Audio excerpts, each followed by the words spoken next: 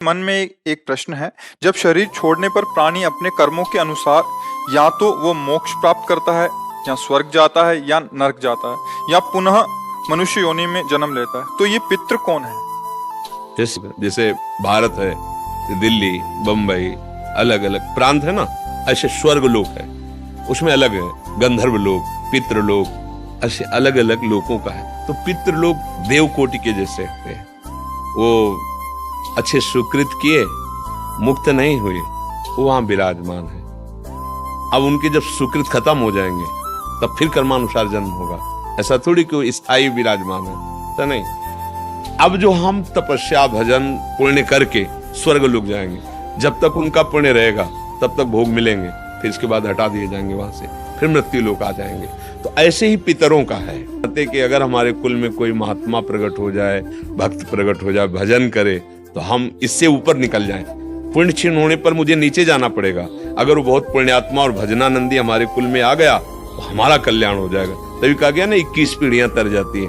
अब जैसे अपने पितर नरक में भी तो है ना, कोई ऐसा थोड़ी है कि वो नरक में नहीं। दोनों प्रकार के कर्म जैसे होते ना, तो जिसकी जिस कर्म की वृद्धि हो गई, अच्छे बहुत कर्म हुए तो देवलोक के पितर, और बुरे कर्म हुए तो पितर नरक लोक में भी तो है ना, नरक की यंत्रणा भी भोग रहे हैं। तो दोनों अभी अधूरे ही तो है ना, दोनों अधूरे हैं। पूर्णता को ना तो स्वर्ग वाले प्राप्त है, वो तो नरक ही है, उनको भी जन्मना होगा, इनको भी जन्मना होगा।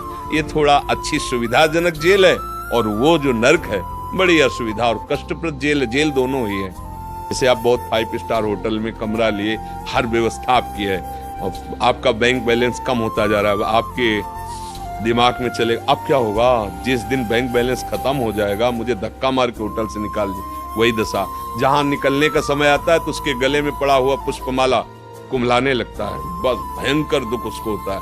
ये अप्सरा छूट जाएगी, ये विमान छूट जाएगा, ये सुविधाएं छूट जाएगी, अब पता नहीं कहाँ जन्म होगा।